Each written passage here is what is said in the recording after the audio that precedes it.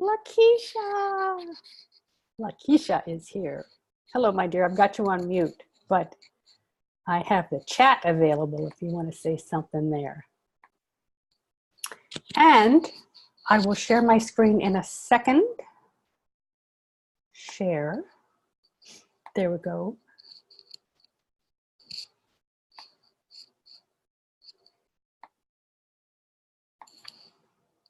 All right, and we are starting. So welcome, ladies, welcome to the video today, the webinar today. I'm so glad that you could all join me. Again, apologies, I've got a runny nose. I tried some new products, which I seem to be allergic to. I don't know if it's the moisturizer or whatever, but I'm now a gushing fountain. So apologies if I'm blowing my nose and wiping my eyes, but we will press on. So welcome to the webinar. Today we're going to talk about, are you charging what you're worth? And I have to say, this is one of my absolutely favorite topics because I think so many of us meaning female entrepreneurs, suffer from this disease. So that's why I was anxious to do a webinar and have as many people join me as possible. Now, come on. Okay, so welcome everybody. I'm Elise Tager. I'm delighted that you're here today. And I want to give a great big welcome to everybody that's joining me today. I don't know how you found me, whether you got to me through a Facebook ad or my email list or however you found me. I'm so glad that you're here. I love doing these webinars. I love helping women entrepreneurs grow. And this is like a party to me. So I'm glad you're here. Just a little bit of housekeeping. I've got everybody on mute, and that's so that noise doesn't distract you or me, because I get distracted easily, and I just want to make sure that we keep the outside noise to a minimum, so everybody's on mute. If you have questions or comments, please throw them in the chat as soon as you think of them. What I'm going to do today is I'm going to run through the presentation, and at the end, go back and look at the chat and answer any and all of your questions. I will stay as long as you have questions. I'll stay forever if you want me here. But I don't want to stop the flow of the presentation because I get lost and then I start struggling, and you don't want that. So questions, put them in the chat. We'll handle Q&A at the end. And also, please do add questions or comments. I'd rather have a conversation with you than me talking at you. That's no fun for either of us. So one more request. Shut down your email, shut down social media, turn off your phone. Again, I'm sorry about my nose. Just get rid of all the distractions so you can really focus today, because this webinar requires you to do some thinking and some internal inventory. So I want you to give yourself the time to do that. So I have free gifts if you stay with me today. I have a bunch of goodies at the end. So at the end, like the second to the last slide, or the last slide, I'll tell you what the goodies are that I have for you, but I'm not going to tip my hand until then, so you have to stay with me till the end. And again, I'm reading notes so that I don't ramble forever, because I'm a chatty Cathy and I can do that. So this webinar is for you if you are currently struggling with pricing for your services. That might be a hot spot for you right now. This is for you if you've ever felt unsure about how to charge for your services, and who hasn't been in that position, right? It's for you if you want to be braver with your pricing. It's for you if you just want a chance to up your confidence, because as I'll get to in a second, usually pricing issues come down to your own confidence level. But I'm happy that you're here, because if any of these ring true with you, you are in the right spot. So here's what we're going to cover today. I hear someone in the chat. Let me see. No, I'm going to press on. All right, here's what we're going to cover today. 3 mindset issues that are keeping you from charging what you're worth. And those 3 are a lack of confidence, unconscious limiting beliefs, not knowing your true value. And then I'm going to talk about solutions to those three issues. These are huge topics, right? I know that all of these could be worthy of, you know, a whole course, college course, but I'm going to touch on some of the hot buttons in each of these areas, knowing that they are full of possibility. I'm also going to read solutions throughout. I mean, I was trying to parse them out, so I just presented the issues and then dealt with solutions later, but I am dealing with solutions throughout the conversation. But in the end, I'll also get back to some very specific solutions and some very specific tactics to help you with this issue. So again, put any questions in the chat. I may have missed something that's important to you. I don't want to gloss over it. So don't be shy about putting your questions in the chat. So why are we here?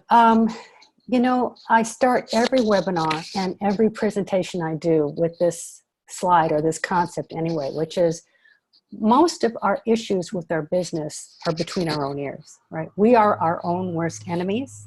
And I want to help you with yet more tools to help you get out of your own way.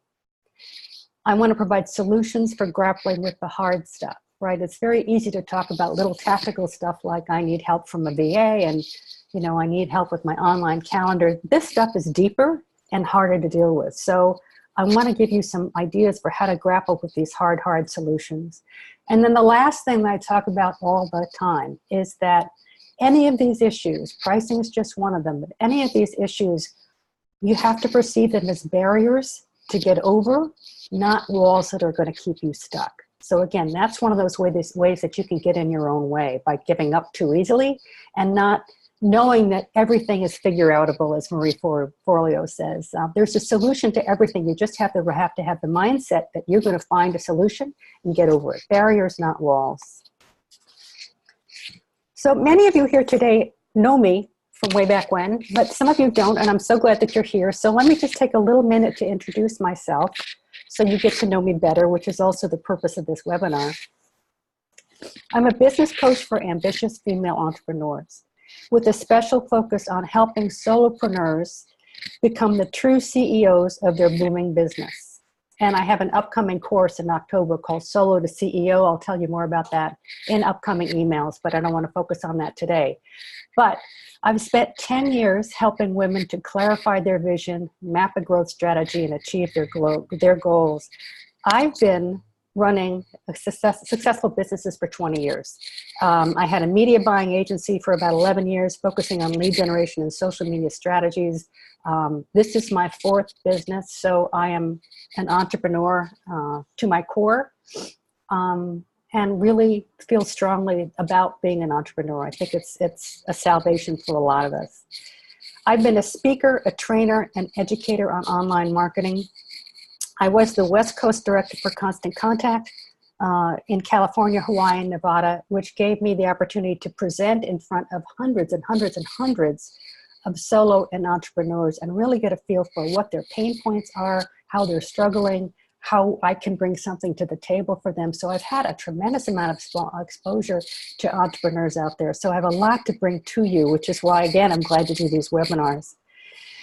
So my struggles around pricing are the same as your struggles around pricing. It's all about a lack of confidence. And when I started in my entrepreneurial journey, I was embarrassed to charge much of anything, right? I was charging by the hour, I'm sure, I can't even remember, it was so long ago, but charging by the hour, I'm sure I was charging on the lower level of what one could expect. I just was not comfortable with what I was going to put out there, because now you're out there in the universe and you're putting out your expertise for other people to actually pay for, right? So in the beginning, I just really struggled with my own pricing. But the longer I was in business and the longer I found clients, the greater my confidence became. And I got more comfortable in my skin with the services that I was providing. I just felt a sense of, yeah, I can do this. I'm more confident in what I'm going to do for you. And it just settled in. The other thing that happened for me is I got comfortable with the knowledge that not everyone is going to be my ideal client, and that's okay, right? There are people that I will not want to work with me, no matter what my pricing is. And there are people that I do not want to work with. And again, that was a level of confidence. The sooner I get to the point where I was comfortable with that, it allowed me to move forward with much more confidence, and especially with pricing. I knew what I was worth. I was comfortable charging it. Whether you wanted to work with me or not was up to you, not up to me. So let's move on with the first of the three mindset issues that I mentioned earlier. Let me wipe my nose. All right, the first is a lack of confidence. That's might be, and again, let me go back. A lack of confidence is at the heart of this is at the heart of the issue around pricing, is a lack of confidence. It might be a lack of confidence in yourself or your offer or your expertise. So let me pick those apart. Lack of confidence is lack of personal confidence. And perhaps you're not confident in many areas of your life. And business and pricing is just going to manifest that as well. So you might need some more help in getting some confidence in your life in general. It might be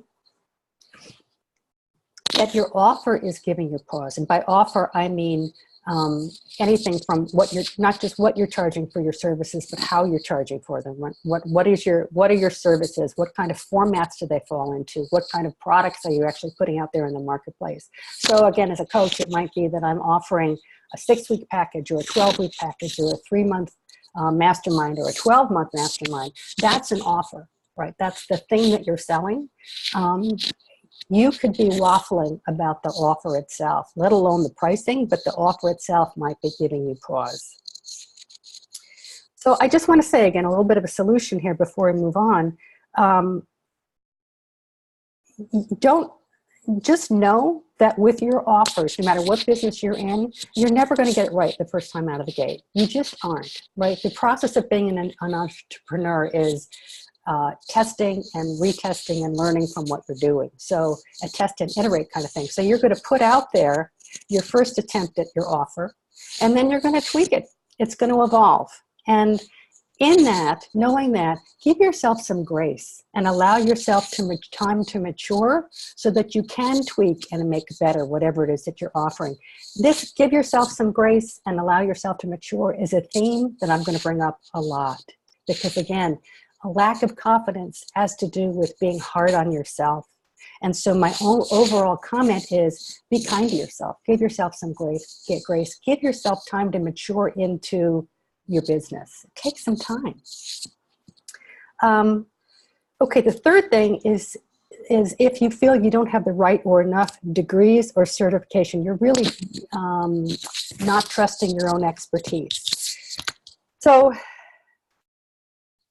if that's the case for you, if that's what comes up for you, is if I had one more degree, if I had an MBA, if I had, a coaching certification, if I had a something certification, in most cases, that's not the case. Stop right there. Experience and knowledge cover all that ground, right? I've been in the entrepreneurial space for 20 years, and I think that counts for far more than an MBA would have done for me. And I'm very confident in that. So make sure that you're really taking a look at all of the expertise that you have to bring to the table and give yourself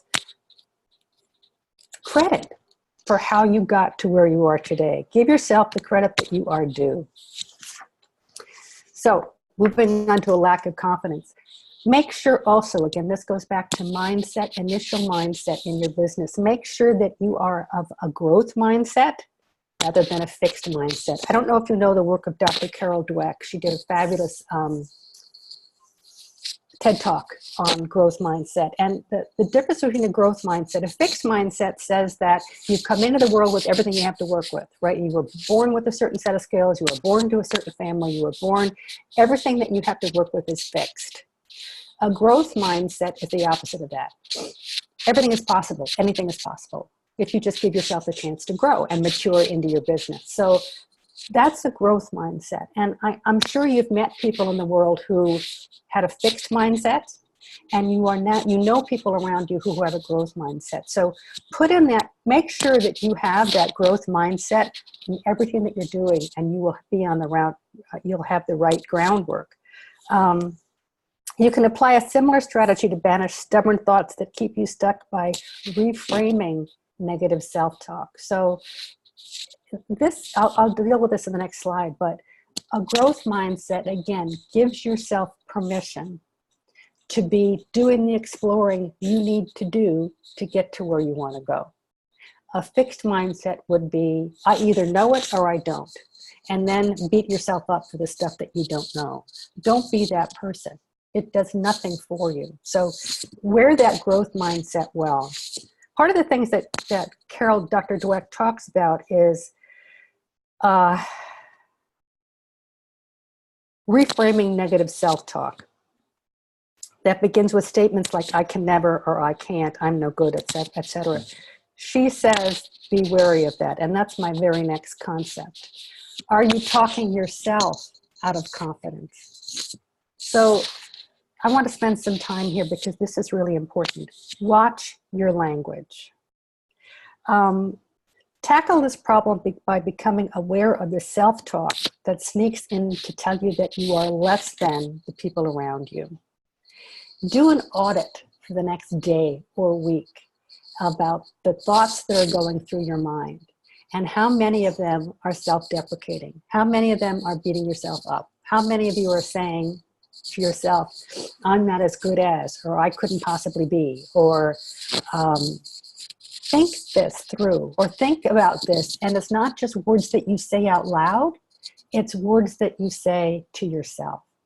And so start to audit and be aware of the language you use to yourself. We all have to be our own best friends, and start looking at the way you talk to yourself. And is this improving your confidence, enhancing your confidence, or detracting from it? This sounds trivial, but it's not. It's really not, because this kind of unconscious stuff is what eats away at your confidence and eats away at you. And until you start raising your awareness, you're never going to get beyond this. So phrases like, I can't, I never could, I can't imagine charging that. So here's a great example. So again, as an example in the coaching world, Allie Brown, who is a business and life coach who's been around for 1 million years, at least 10, 15. Allie charges huge prices for everything she does because she's earned it, right? She's working with women who are making 7- and 8-figure businesses. She's working with very high-end clients. She can afford to charge what she does, $10,000 for a VIP day, right? And I look at that VIP day is when you fly into wherever she is and you spend a whole day working one-on-one with her. So when I first thought about that, I thought, oh my God, I could never see myself charging for that, charging that amount of money for that kind of an interaction. Add the phrase, not yet, right? If you can never see that happening, it never will happen. But if you say not yet to yourself, it gives yourself an out. It gives yourself an opportunity to grow with that growth mindset. Again, allow yourself to mature into your business. Don't expect to be the be-all and end-all for your clients in the very beginning. So let's talk about some other things that really impact self-confidence. Imposter syndrome. Imposter syndrome rears its ugly head at every stage of business, no matter how successful you are. You feel like a fraud, right? Who do I think I am to do this webinar or create this course or provide these services or be on stage to do whatever? They'll find out what a fraud I am. It's only a matter of time before they find out what a fraud I am. This imposter syndrome happens to everybody. And all of you ladies on there have experienced this, I'm sure. I have found that anytime I step outside of my comfort zone, anytime I'm stretching for something new, this hits me like a ton of bricks. Who am I to do whatever that next thing is? And I've learned over time to listen to that little voice, that imposter syndrome voice, which is sitting right here, and acknowledge that it's there and just move past it. So that voice gets smaller and smaller over time, but it has never gone away. And it probably will never go away. But just know that that's there. If you feel like a fraud, of course you're undercharging, right? So if you don't have the confidence in the what of what you're putting out there to the marketplace, of course you're going to undercharge. So if you feel like you need more courses or training or certificates or degrees to establish your credibility, spend some time documenting the experiences you do have that create your expertise. Put together testimonials. Make sure you have those. I have a running document in Google Docs, which is just every time I've gotten a testimonial or a compliment, or I feel I've accomplished something, either big or small in a day, I log it into that document so that I have a frame of reference when I'm having a down day or a day when I'm feeling like that imposter. I can go read all the accomplishments of what I've done, and it just strengthens me. So if that's a tool that would help you, please do that. So think about, put some time, if imposter syndrome is so for you, think about what jobs, what clients, what life experiences you've had that all add up to your true expertise, right? Could be degrees, but I'll bet you 90% of the time it's not degrees. You're valued by the results you produce, not the time you put in there, not the certifications. You're valued by the results you produce for the people that who hire you. All right, so that's number one, lack of confidence. So let's move on to unconscious limiting beliefs. This stuff is subtle. So let me just kind of read through these because I think they really hit the nail on the head. I don't remember what coach published this, and I would give her credit if I knew where I got it, but it's okay. It's just a list of some of the limiting beliefs that hit many of them about money. These are the kinds of things that we heard at home when we were growing up. And I'll share a couple that I heard at home when I was growing up. So some of those limiting beliefs can be, money is the root of all evil. What do you think that does to your attitude about money? Rich people are all dishonest. The amount of money is available is limited, right? It's a zero-sum game. It's more spiritual to be poor. This becomes a real issue for health coaches, for energy workers, for anybody who's working in the spiritual field. This becomes a real issue. You have to work hard for your money. Money wields power in a negative way. You need to save your money to become rich. It takes money to make money. Well, that's true. The rich get richer and the poor get poor. This is a list of 10. I can think of like 30 more. These are examples of things you've probably heard in your youth that, whether you knew it or not, were laid down in your unconscious. Just one from a personal example for me. My dad really had quite a bit of disdain for anybody with money, whether they were flaunting it or not. He just stuck his nose up at anybody who had what he perceived as quite a bit of money. This totally was his own insecurity coming through. I didn't know that at the age of 3. You know, I just knew that my neighbors were driving a new Mercedes-Benz, or their house was bigger, and my father would trash in his own way them because they had money. And so hearing that in early stages telegraphed to me that having money, that kind of money, was a bad thing, and that they were not quite our kind, right? So that's the kind of thing that really had, it's really made an impact on me, and I had to spend some time examining my own limiting beliefs from my childhood, and mostly my dad did this. What were those little messages, unconscious messages, that I might have and probably had incorporated in my own unconscious beliefs that I wanted to start pinpointing and challenging? So that was one for me. Here's another one, and one I want to spend more time on. Women have a bigger issue with this than men, because we get a whole series of messages that men don't get. And this is one of them: act like a lady, or nice girls don't fill in the blank. So somewhere along the line, we may have gotten a message that nice girls don't earn money or flaunt their wealth or even talk about money. Nice girls are not rich. Nice girls don't earn more than their husbands or their partners, or should not ask to be paid. Nice girls don't fill in the blank. And maybe the phrase is not nice girls, but girls don't, and fill in the blank. Again, it's a very unconscious, and by that I mean it's all over the place, whether we're in the Me Too movement or not. These are things that we probably grew up with, and we've incorporated unconsciously into how we behave. These issues are specific to women. Women are perceived as nurturers, right? We are the moms. We are the ones who birth the children. We are the ones who take care of the children. Again, whether you buy into that or not, that's the message that's delivered in society. So be aware of that as you start to develop your own persona about how you want to interact with the world. It's okay to be a nurturer, but not at your own expense, right? So Here are some realities. You can't do work for others, good work for others, if you can't keep yourself in business, right? We're in business. We're in business to make a profit. Unless you're running a nonprofit, you're still in business to keep the organization running. That's why we're here. I once gave a webinar, and at the end, it was a webinar to sell a course, and at the end, I got feedback afterwards from a couple of people who said, you know, you're just one of those people who's going to sell me something. You know, I just knew it when I signed up for the webinar, and my thought was, you're damn right. You know, I'm in business. I'm here to make a living. I'm here to present value, but I'm also here to sell you something because I think you'll value from it. It'll be valuable and you'll benefit from it. And I thought that was so funny. I thought, and this is a surprise that I'm here selling something.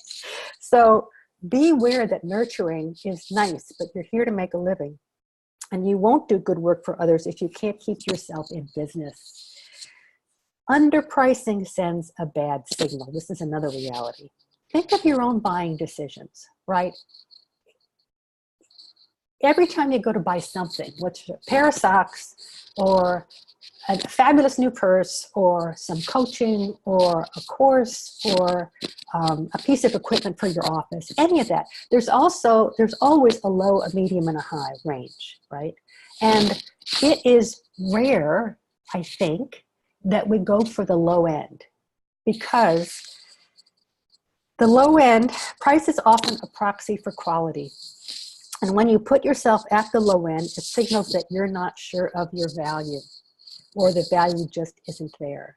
Think about your own buying habits and what your thought process is when you go to make a decision about what to pay money for. You're looking for quality. You want to make sure you get the result that you're paying for. You want to make sure that you're going to benefit from it. And it's rare that the price shopper, right, the one who's looking for the lowest price, is going to come out on the upside here. So think about that. Pricing is an upside for quality. It doesn't mean that I'm going to turn around tomorrow and charge $10,000 for that VIP day. But at the same time, I'm going to have the faith in my value, the trust in myself for the value that I'm providing for my clients, such that I'm going to charge appropriately. Keep that in mind when you're making your own pricing decisions. So again, underpricing sends a bad signal. All right, that brings me to number 3. Writing my notes. Not knowing your true value. And I want to talk about self-assessment, and I want to encourage you to do some homework. So self-assessment. One of the things that happens to us as we've been in business for a little while is that you have expertise in something, and it's probably pretty easy for you. Right, whatever that is, whether you're a CPA or you're good with numbers or you are a coach or you're whatever you do, you're probably good at, and it's probably easy for you, and that's why you decided to go into that area of business. And with that comes the ability to discount or devalue what it is that you have expertise in, because it's so easy, right? It's not an effort for you. It's just what you do. It's the way you function. But this is a disservice to yourself. And so you want to take some time to really take a step back and assess the value that you produce for the marketplace. So here are a list of questions, and I want to walk through them with you. Okay, so just to get you started, think about some of these things. How long did it take you to become proficient at what you're doing, right? Took you a while. Kathleen, I know that you were in this business for a long time, and you started to gain expertise. The more you did, the more you got. So the longer you've been doing what you do, the more value you have to bring to the table. How long have you done it? Think about that as well. How much did it cost you, whether in training or in self-sacrifice? How much did it cost you to gain that expertise? That's value as well. What did you have to give up while training or learning or studying? Right? That is also value there. What new information have you learned and applied to your business in the last 12 months that has made you bigger, better, more, and more valuable? How has this added to your overall value proposition? These are only a few questions you could be asking yourself a lot more. What I'm asking you to do is, again, do a little bit of self-reflection on all of the things that have gone into establishing your own expertise. I tell a story about one of my clients, Kate, who was a copywriter for decades. I used Kate to do my copywriting for 20 years. We met each other at, when we were both in the catalog industry. She did a lot of catalog copywriting. I brought her in to do copywriting for me when I was working with other companies and then for my own business.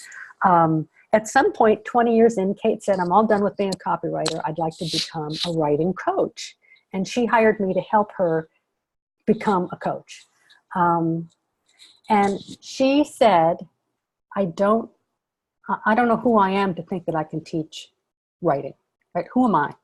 Again, this was imposter syndrome to the max, but because it came so easily to Kate, because she did it without thinking, because it was so easy for her, she discounted the value. She didn't understand the value that she had and was easily dismissing it. And so we had to spend some time together laying out a list of all the things that she had accomplished such that she could be more comfortable with her own expertise. And her phrase was, which I love, who am I to be the sage, right? Who am I? And I just thought, of all people, you are the sage because you've done this for 20 years. You know how to teach other people. So I'm asking you to start doing this kind of self-assessment to establish your value. If you have to write it down, please do, so that you're really gaining strength in this area. And again, I'm just scratching the surface with this list. Give yourself the credit you are due until you start to believe it. You probably don't need another degree or certification. I think that's one of those things that we fall back on as an excuse, when really we just haven't taken the time to really value what do we have to bring to the table. So another thing that is an issue about not knowing your true value is not knowing your true value in the marketplace. So rather than getting up dartboard, you can do some sleuthing to really get a better sense of where you stand or where you could stand in the marketplace. I do this all the time. Pretend to be a potential client and call a few of your competitors to see what they charge, right? Go online to see who's published their rates. Many people do publish rates, many people don't. But you need to do some comparative shopping somehow. So either you go and pretend to be a client, prospect for someone who's probably right in line with what you're doing, or go online and see where you can find published rates so you get a frame of reference. Also, just Google it, right? Who's doing fill in the blank in my area? Because pricing is going to be specific to geography. What's charged in the San Francisco Bay Area is not what's being charged in Minneapolis or in South Carolina. So you want to know in your area what's being charged. You also want to come away with an understanding of what the low, medium, and high is, so you know where you want to come out. But you can't do that. You're not going to be able to do that until you've done some research. So I want you to do some, if you're at all waffling about your pricing right now, or if you've got a new product coming out, do your research first so you have a sense of what the low, medium, high is, what that range is, so you know where you want to start. So those are the three areas. Let me talk about some solutions to make this happen. I've been weaving some in along the way, but let me give you some specific ones to make this happen. Excuse me. Stretch and challenge yourself, right? Come up, you've done the homework now, or you've got a sense of what the small, medium, and high range is. Pick something, pick a pricing strategy that makes you a little bit uncomfortable, right? You're gonna get a little bit out of your comfort zone. Find what that is, and then add 10%. That's me, the coach, pushing you a little bit more. I jokingly say that my middle name is You're Not Charging Enough. Elise, you're not charging enough, Tager. So my challenge to you is get out of your comfort zone and then push yourself by 10%. So do that. Then write it down so you know what your pricing structure is. Then practice saying it out loud. This sounds weird, but you have to be able, when somebody says, can you give me a sense of your pricing? You have to be able to have it roll off your tongue without you hemming and hawing and apologizing and tripping. It has to roll off your tongue like butter.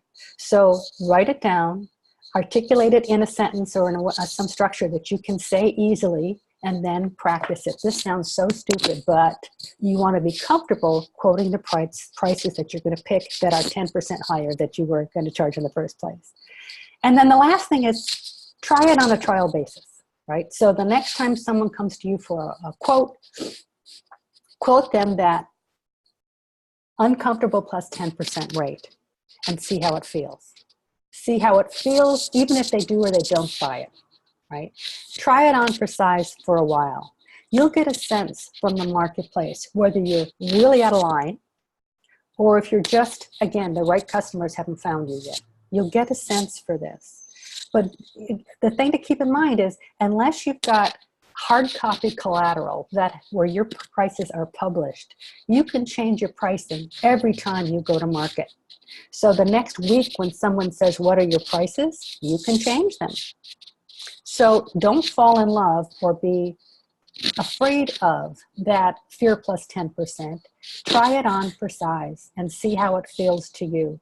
And then know that you can tweak and adjust the next time you go out to market. That might be the next client, that might be the next client, same client who comes back with another project.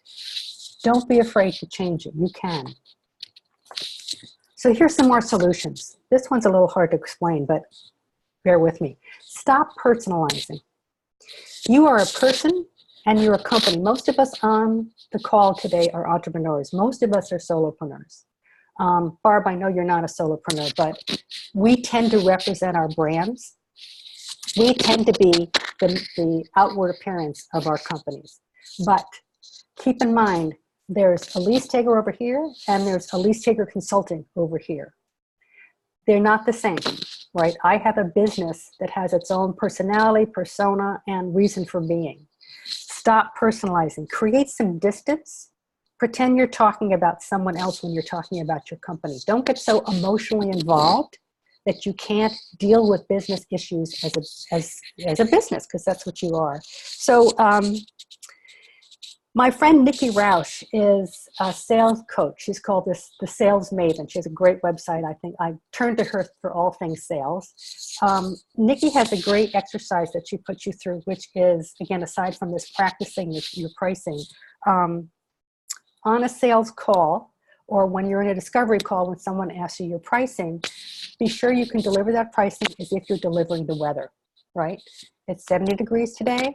I charge $1,500 for 6 sessions. Easy peasy. You're just stating a fact.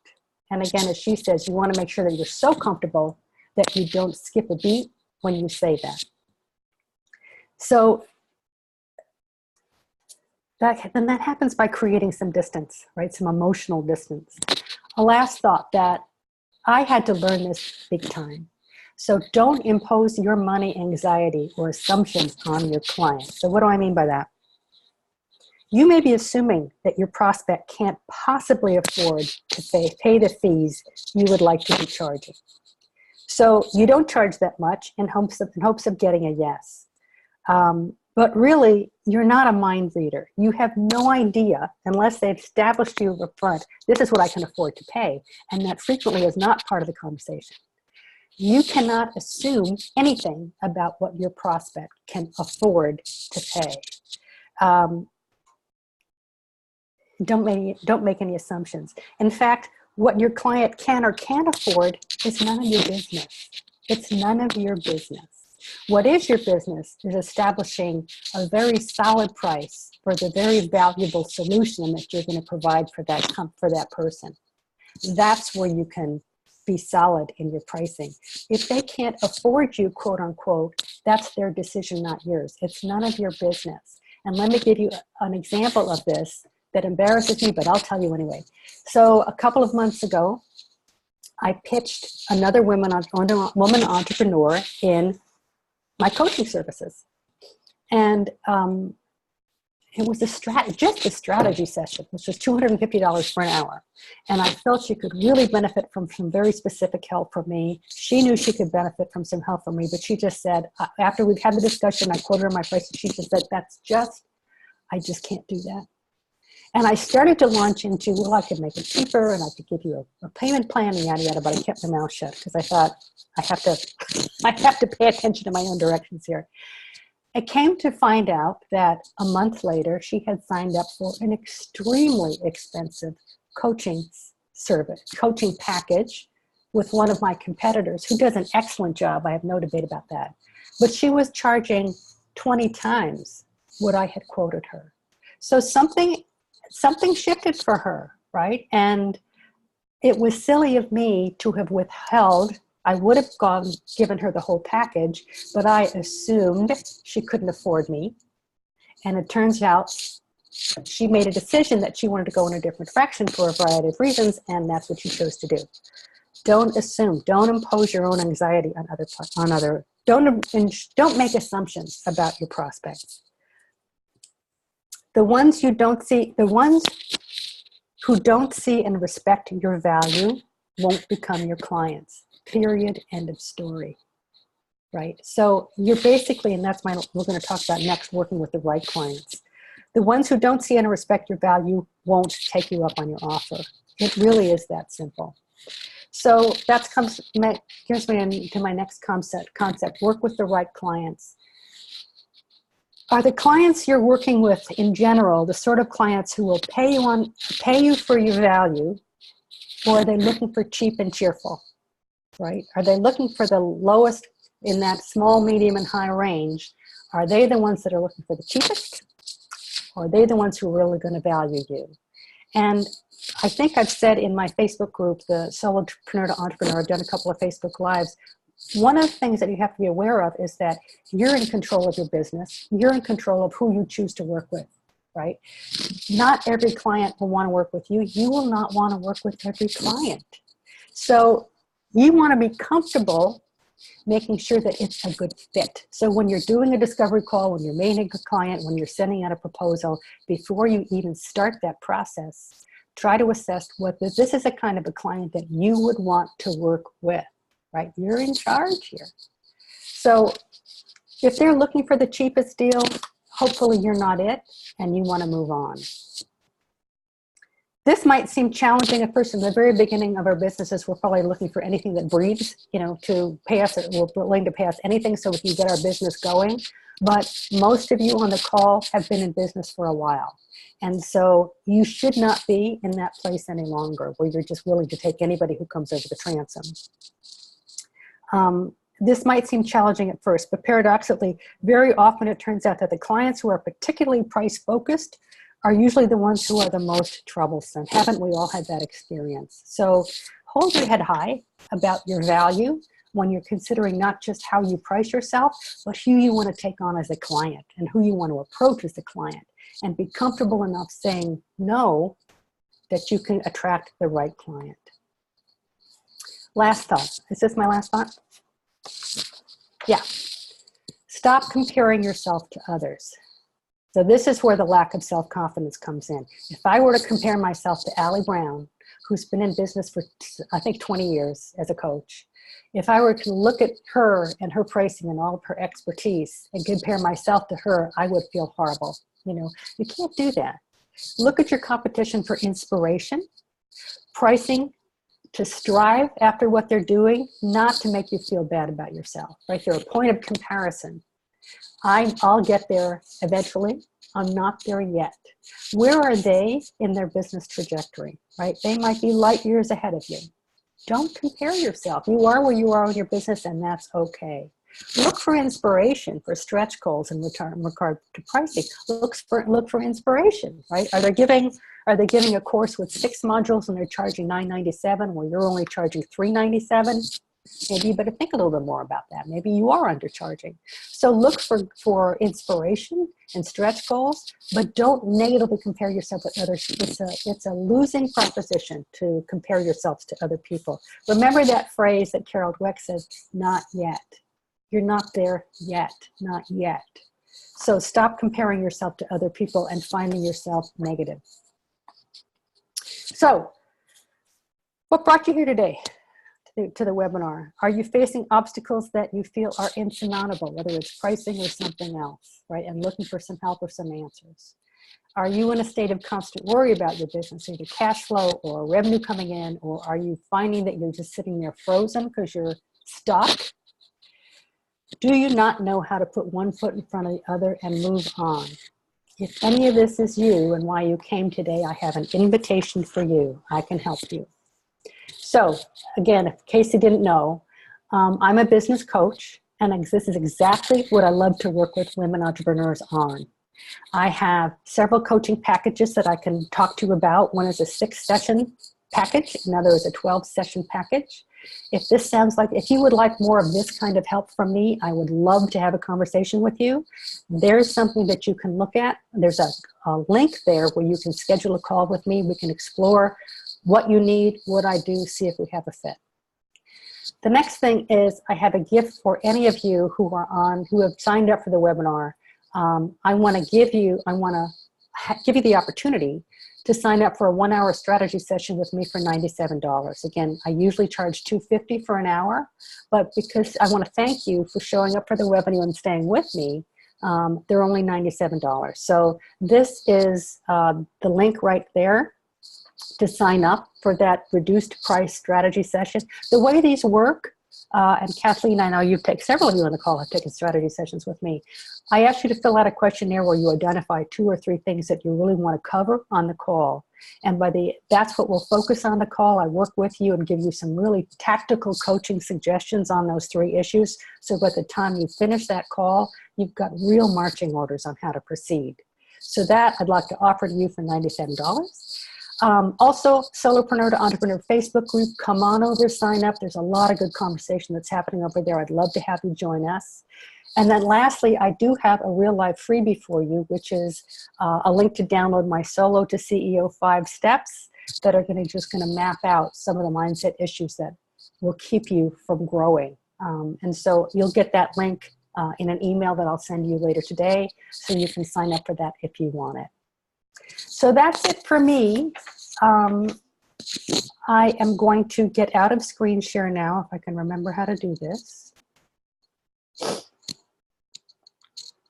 One moment, please. Stop share. Pay attention. Okay. Let's go to chat. I think there's a lot of stuff in the chat session, so let's have a conversation. Let me see what you've said here. Lakeisha, great to see your face. Looking forward to this. Thank you, thank you. Yes, yes. You say hi, hi. Everyone says yes, you can hear me. I'm in. Kathleen is in the house. Great. Number 4 is absolutely ridiculous. All right, what was number 4? Lakeisha. Oh, well. If you can remember what number 4 was, I've got so many slides, I'm not sure what number 4 was, but you want to say, can we see those 10 beliefs again? Yes. You know what? One of the things you can do is, let me go back to that slide. One of those things you can do is take a screenshot either with your phone or on your computer and save it for later. I'm also going to send you in an email after this is done recording. I'm going to send you an email with a link to the replay so you can see it again. If you want me to send you the slides, I will, but because I do so much talking, the slides per se aren't that helpful. So you'll get a link to the replay. And let me get back to that slide in just a second so you can copy that down, Jay, or take a screenshot of it. Teresa said, this just happened to me in the last few weeks. What just happened in the last few weeks? Teresa, is that something to do with assuming someone couldn't afford you and then you made a mistake? Lanny says, I followed a writing coach years ago who said if the first question if the first question a prospect says is how much do you charge, run the other way. You know, that's very true.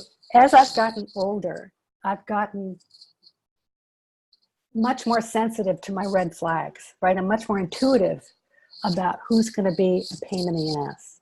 And I guess I shouldn't say that in the recording, but you start to get a sense for who's going to be a respectful client and someone who's worthy, wonderful to work with, and someone who's not. And if the first thing they say is how much do you charge, that's a good red flag. So I agree with that, Lanny, 100%. Lakeisha says spirituality only found in being poor. It's true, it comes up for a lot of spiritual coaches, a lot of spiritual workers. Okay, I'm glad for the replay. My internet cut out for a few minutes and I missed some slides. Good, I'll send that right out. Teresa to everyone, yes, thank you, would like the slides also. So you guys, I wasn't going to download the slides, but I will and add them to that email that's going out. So again, later today, I'm going to send out a link to the replay. Now I'll add the slides to that. A link to the ways that you can sign up if you choose to with either a discovery call or the $97 offer there, and also a link to download that Solo to CEO 5 steps that I told you about. Did anybody have an issue that I didn't cover, right? Pricing is a complex issue, and there might have been some hot buttons that you have that didn't come up here. So if that's true for everyone, can you just throw them in the chat and let's talk about what I might have missed? Because I'm sure I didn't cover everything, but I don't see anything from anybody. So the issue was not wanting to pay, but seeking me out for service. I sent my pricing and didn't budge, and the group left. I moved on as well. Yes. So one of the things that we all encounter, I encounter this a lot as a coach, is people will ask me for coaching or to pick my brain or my point of view, and what they're really asking me for is my expertise, but they're not willing to pay me for it. So they're happy to buy me a cup of coffee, or they're happy to pick my brain or what have you, but they don't understand that that's the way I earn my living. So you have to be, your radar has to be up for when someone is trying to get something for nothing. And sometimes it's a very innocent thing. You know, they just have a question that they need an answer to. And I try to just give it enough information to indicate that I can help them with this. And incidentally, here's a link to sign up for a strategy session. Would love to help you. Sign up and let's talk about it in more detail. And incidentally, it's $250. So you got to protect yourself. You got to set boundaries. You got to make sure that you're not giving away the farm, whatever your services are, because people will ask, even unintentionally ask, and you have to set your own boundaries.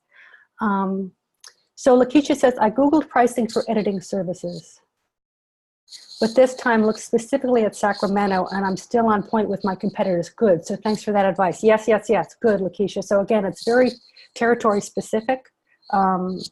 Because if you find that you get most of your clients locally, you want to be in line with what everyone else is charging, really. Also, the reverse side is if I'm in San Francisco area, which is where I am, I'm going to be charging more than someone who's sitting in Sacramento. So just well done. So that's good.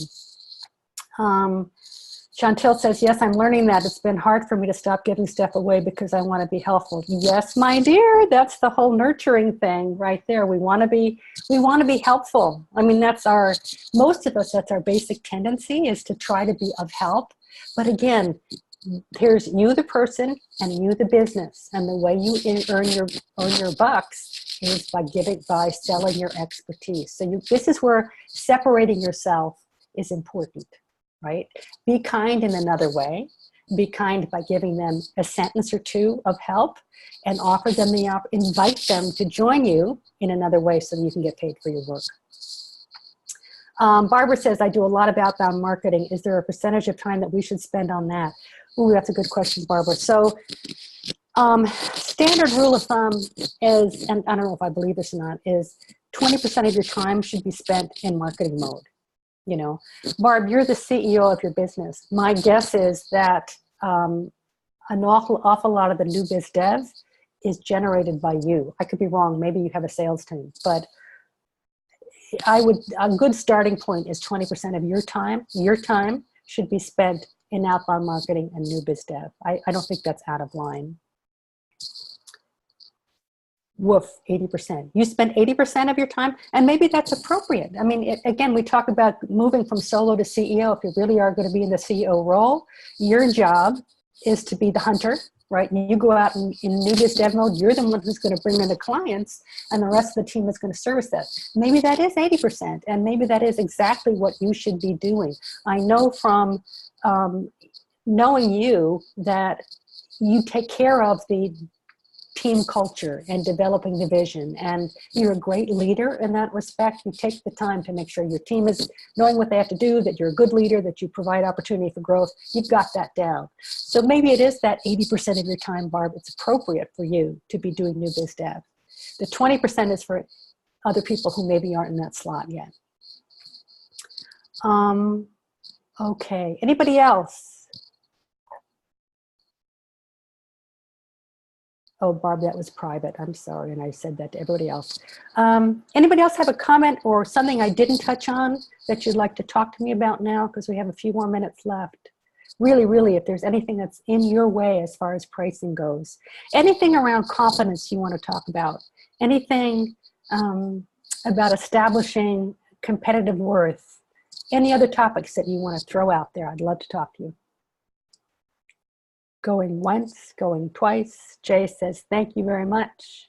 All right, people, I don't have any more questions. If you do have questions, don't hesitate to send me an email. Glad to respond. So either by the end of today or first thing tomorrow morning, I'll get you an email back out with that information on the replay and the slides and everything else I promised you, okay? So remember though, if you want that $97 offer to have me help you for an hour, you need to do it in 48 hours. I'm only gonna let that be available to you for 48 hours. So you've gotta move fast, all right?